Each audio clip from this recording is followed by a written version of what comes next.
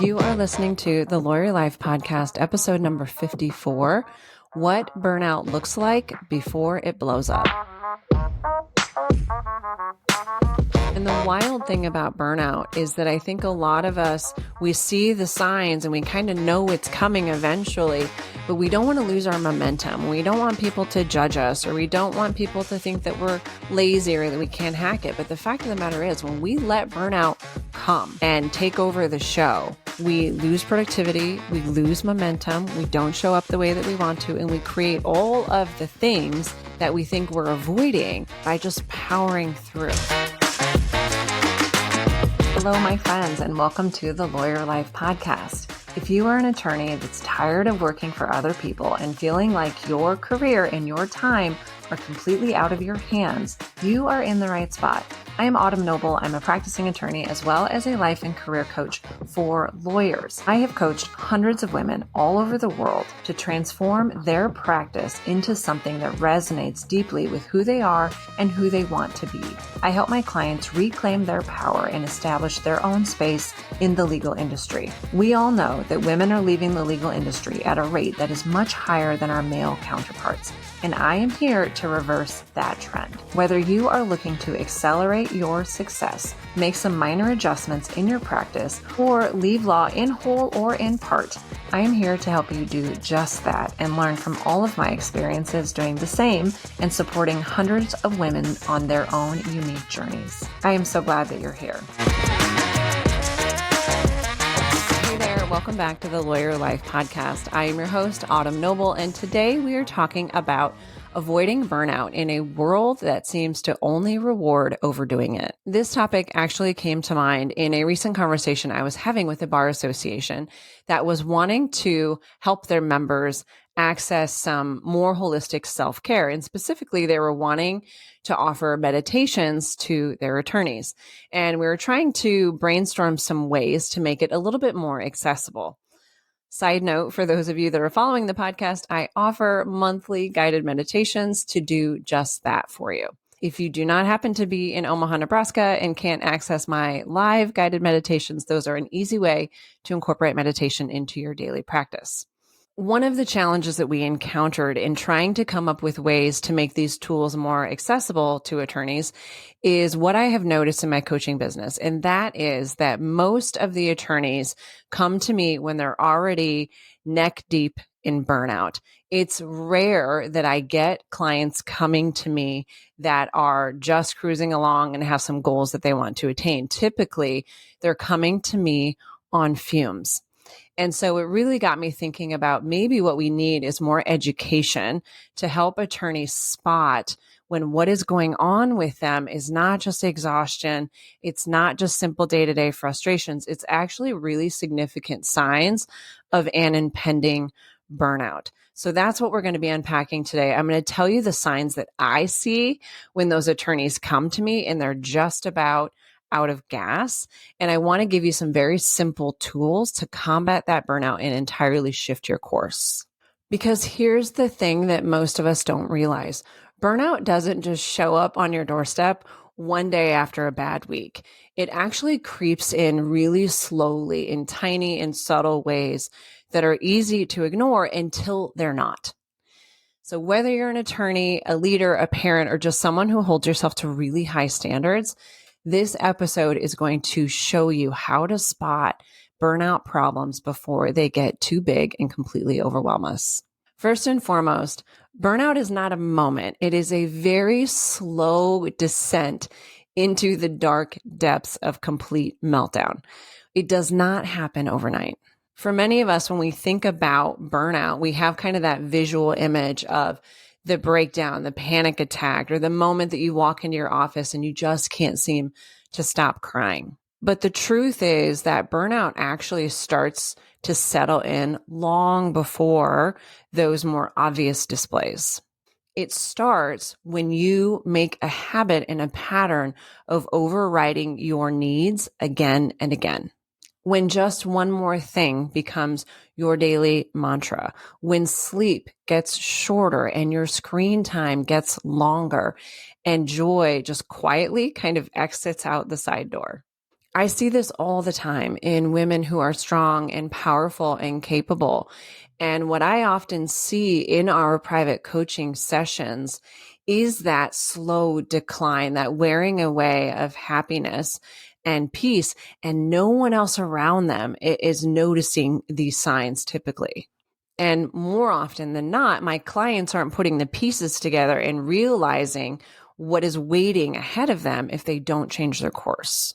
But one thing I want to make really clear is that your energy always tells the truth, and your bodies do as well eventually. So some of the signs I'm going to talk to you about today actually have a deeper root in our energetic bodies and in our physical bodies. And by tuning into those signs, you'll be better equipped to spot burnout before it goes on for too long. So what are some of the early signs of burnout that we typically miss? They fall into one of four categories. First and foremost, there are the physical signs. You're tired all the time, even after you sleep. You wake up feeling like you never rested. You are more sensitive to light, sound, or interruptions. Your shoulders are tight, your jaw is clenched, your digestion might be off a little bit, but you just keep going despite those signs. Mental signs include losing track of what you were doing, often mid-task. Making decisions suddenly feels harder, if not impossible, even if they're really small decisions. You start to procrastinate, maybe more than usual, not because you're lazy, but just because everything feels so heavy. Then your inner critic starts to get louder and meaner. Emotional signs include snapping at people or crying unexpectedly. And this is one I see a lot in coaching sessions when women show up and they just burst into tears because they've been pushing it down for so long. You start to feel detached from things that you used to care about. You tell everyone that you're fine when you're starting to realize that you are anything but fine. Then a slow resentment starts to set in. You start resenting your friends, your family, your bosses, your coworkers, and you're often unable to point to the reason why that resentment is there. Behavioral signs include self-isolation, even from people that you love. You may be scrolling more, snacking more, sleeping more, or sleeping less. You stop doing things that have historically grounded you, and you start fantasizing about escape, quitting your job, disappearing, or just going off grid, just anything to get you away from all of the pressure. And the hardest part about all of this is that on the outside to everyone else, you look totally fine. You're still meeting deadlines. You're still showing up. You're still smiling and going through all of the emotions. But on the inside, you're running on fumes and feeling a real deep-seated pain. So let's take a minute to talk about where burnout really comes from. And I think this is something that we just don't talk enough about. I think a lot of times burnout is dismissed as simply just working too many hours or having too much on your plate. But I think in reality, it's about a disconnect between how much you're giving and how much you're receiving. It's about giving more than you receive day after day without any replenishment. It's continued, sustained emotional labor and feeling hyper responsible for everyone around you. For me, I think a lot of this is rooted in the universal law of giving and receiving, and burnout is caused by an imbalance or a complete disregard for this universal law. The law of giving and receiving is a spiritual practice, and it's rooted in a lot of ancient traditions as well as more contemporary religions. This law teaches us that the flow of life is sustained through a dynamic exchange. In essence, to receive love, to receive support, you also have to be willing to give it. There has to be a trade-off of giving and receiving. It's based on this idea that life operates in cycles: breath, nature, energy, money, relationships. It all relies on flow. And if you start blocking giving or receiving, you disrupt that natural rhythm. Why this matters, especially for those of us in service-oriented or helping professions, Many high achievers and caretakers just feel more comfortable giving than receiving. But healthy flow requires both giving and receiving. So if you overgive without any replenishment, burnout is inevitable. And if you resist receiving help or care from others around you, you limit how much the universe or others can give you because you're completely out of flow. And this is something that I really see a lot of in the legal profession. We're really good at helping others. We are terrible at taking help and support from other people. We are typically completely out of flow. We just want to give. We don't want to receive. And I think that's where a lot of burnout comes in, is that we have just repeatedly been giving and giving and giving without any replenishing. We're not asking for support. We're not giving ourselves support, and it throws us out of flow. And the only thing that can come of that disruption is burnout. So how do you know if you're out of flow and you're giving too much? When it comes to your energy and emotions, you might want to consider, do I often give from guilt or obligation or fear of disappointing someone? These are things that I hear all the time from lawyers. Also ask yourself, am I resentful after helping, even though I'm the one that said I would do it willingly? Do I feel like people rely on me more than they should? Another one that I see all of the time with attorneys. With respect to your time and your boundaries, ask yourself, am I consistently overcommitted and under rested? Do I cancel my own needs like meals or exercise or rest or joy in order to show up for other people? Do I say yes when I really want to say no, or do I struggle to ask for help or receive support in return? With respect to your value or worth, consider these questions to see if you're giving too much. Do I undercharge, over-deliver, or work for free too often? As a practicing attorney myself, I know that one of the things that really saps my energy is when I'm continually giving free legal help to all of the people in my life. It just kills me. So I really have to be mindful of limiting when and how often I do that. Am I uncomfortable being paid or praised for the work that I do? Do I associate my worth with how much I do for others? Lastly, check in with your nervous system to see if you might be giving too much. Do you feel calm and generous, or do you feel anxious and depleted after giving to others?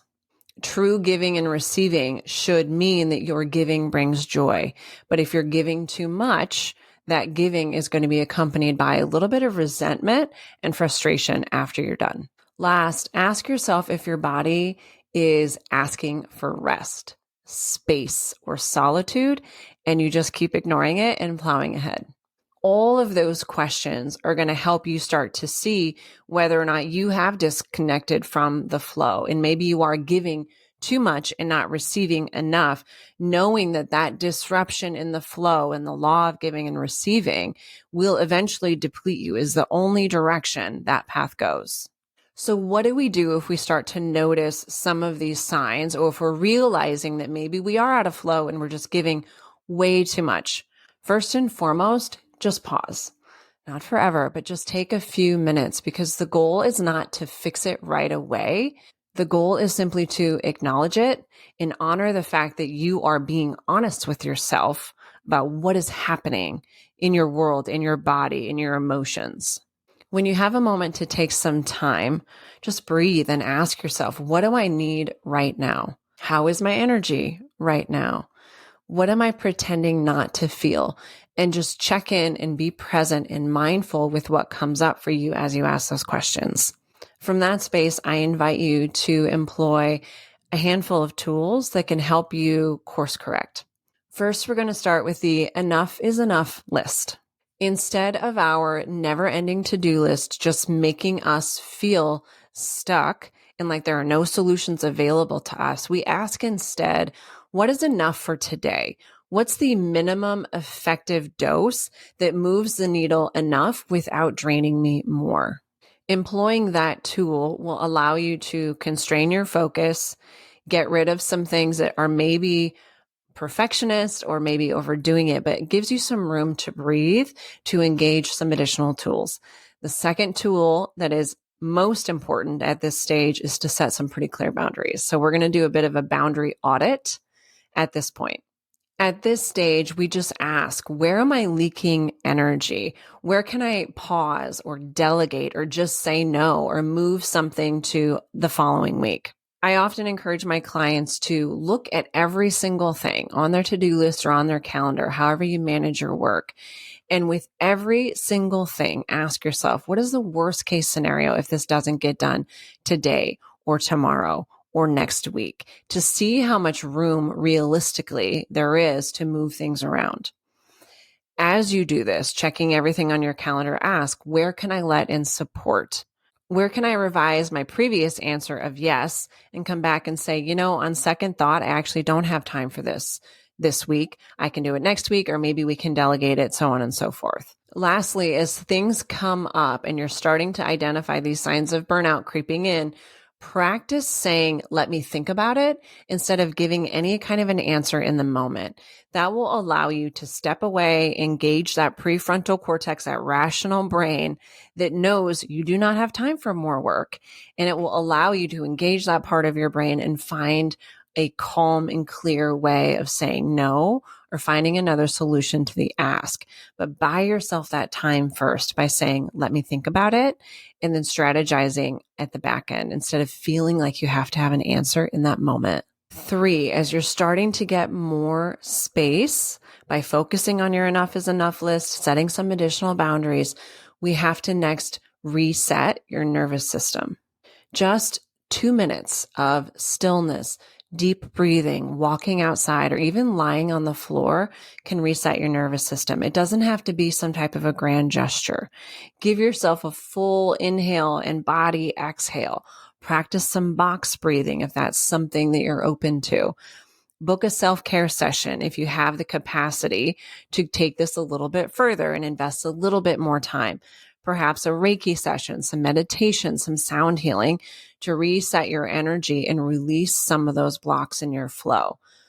This is why I engage holistic tools like Reiki and meditation and sound healing in my coaching work, because it is such an essential part of resetting our nervous system and helping us get our feet back on the ground.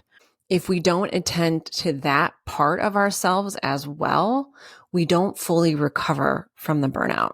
I know taking time for self-care is often a challenge for many of us. So I offer a simple mantra to help you change the way you're thinking about it. And that mantra is, it is safe to give from overflow, but not from depletion. And allow that mantra to help you see the importance of taking care of yourself and allowing your energy to reboot so that you have enough energy to give instead of giving from depletion. 4th, and perhaps what might seem the simplest, but is often one of the more difficult tools to employ, and that is tell someone. Tell someone you're struggling, tell someone that you're feeling burnt out and you are trying to find ways to dig out of it. Whether it's a coworker, a trusted friend, a coach, or a therapist, by shining a light on what's happening with you, it's a way of letting in support and redirecting that flow of giving and receiving, because you're inviting in that support that you need so desperately. This brings me to my concluding point, and I really hope that you all hear me when I say this. You don't have to earn rest. You don't have to collapse or have a meltdown or be burnt out to justify taking a break and getting some rest for yourself.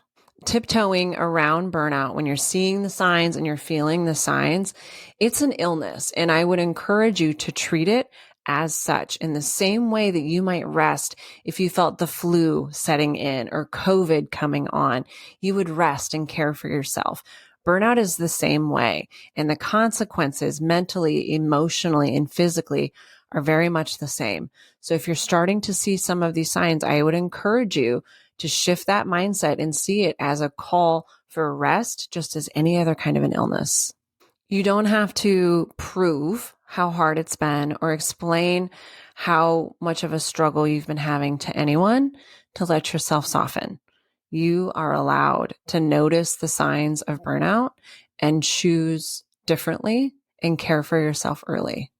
And the wild thing about burnout is that I think a lot of us, we see the signs and we kind of know it's coming eventually, but we don't want to lose our momentum. We don't want people to judge us, or we don't want people to think that we're lazy or that we can't hack it. But the fact of the matter is, when we let burnout come and take over the show, we lose productivity, we lose momentum, we don't show up the way that we want to, and we create all of the things that we think we're avoiding by just powering through.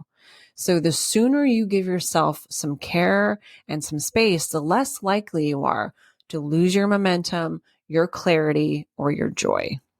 If anything in this episode today has resonated with you, I want you to do one thing for me. Just take a moment today to pause and reflect and ask yourself, what do I need today? What's not working? What am I not paying attention to? Close your laptop, breathe, and check in. Maybe utilize some of the guided meditations that I have. If you're interested in taking that work a little bit further, reach out. We can schedule a Reiki session, a guided meditation, or a sound healing. And we can even do a lot of that remotely. I do all of that in my sister coaching company, Lady-ish, which is sort of my holistic, non-lawyer coaching branch of my work. So if that is something that interests you, head over to autumnnoble.com to check out some of those more holistic tools and get some additional support to reset that nervous system and get a little bit more space. I want to support you to create a rhythm that sustains you, not just professionally, but you as the whole human. And that is the heart of my work. So if we haven't met, please reach out, schedule a virtual coffee or a coaching consultation. Let me know what's going on with you, what's working, what's not working, and I can help you develop a plan to tackle the signs of burnout before it gets to be too much. As you know, you can find all sorts of additional resources, guided meditation, coaching options at thelawyerlifecollective.com or my sister company, autumnnoble.com, AUTUMNNOBLE.com. And that's where you'll find all the holistic work as well. I also have a free tool called the Burnout Warning Signs Checklist, and I am including that for free in this month's newsletter. So if you're not on the newsletter list, head over to thelawyerlifecollective.com to get your name on that list and utilize that tool that's going to be included in the newsletter this month. Next month, we're taking the burnout work a little bit farther, and we're talking about taking breaks and not losing momentum, providing some tips and tools there to allow yourself a more sustainable cadence, both personally and professionally. Until then, please be sure to take care of yourself and reach out if you need anything. I am here to support you. As I mentioned in today's podcast, I have launched a sister coaching site called Lady-ish, and you can find it at autumnnoble.com, linked in the show notes. Lady-ish is for all women who are wanting the same kind of coaching support but may not be members of the legal profession. Everything I have learned over my years of coaching hundreds of professional women is going to be housed over in Lady-ish and offered to women of all backgrounds. Additionally, Lady-ish is the home site of all my holistic services, including Reiki, meditation services, and sound healing. And all of those can be done remotely just as powerfully. So if you're interested in any of those, head over to autumnnoble.com. For those of you who are attorneys and are interested in making a significant investment in changing how you're showing up in your personal life and your professional life, check out my 6-month fast track coaching program, where you are going to get all of my most essential coaching teachings trickled into your inbox over the course of 6 months. At the same time, you and I are going to get together 18 times over those 6 months, and we are going to change everything about your career and your practice. If you are on the fence, if you've ever been interested or considered coaching, this is truly the fastest way to change everything, and it only takes 6 months. You can find all the details on the 6-month fast track program at thelawyerlifecollective.com. While you're there, be sure to check out all of my great freebies and downloads, including my time management tools, my habit tracker, which includes some habits for business development and networking as well, to help those of you that are wanting to create your own book of business. It is an amazing tool to help you monitor and track those efforts. Additionally, I have added some amazing new lawyer swag to my Etsy shop, also linked at thelawyerlifecollective.com. So head over there for all of those goodies and more. And a reminder, I am still scheduling more training sessions for this fall and starting into winter. So if your firm or your team is interested in trainings on how to build a book of business, how to sell yourself authentically, how to have difficult conversations, or tools that can help you develop a strategy for any problem, be sure to reach out and schedule a call and see if we can design a program that aligns with you and your team's needs. And don't forget, for all of my podcast listeners, you can enjoy a discount on many of the coaching programs I have available at thelawyerlifecollective.com. Simply use the coupon code PODLOVE, PODLOVE. And for those of you that have been loyal listeners, please be sure to give this a 5-star rating and leave a review on your podcast listening platform. I would so appreciate it. When you do that, it helps even more lawyers find this information and access these tools that we all need. As always, my friends, thanks so much for listening, and thanks for sharing with your friends.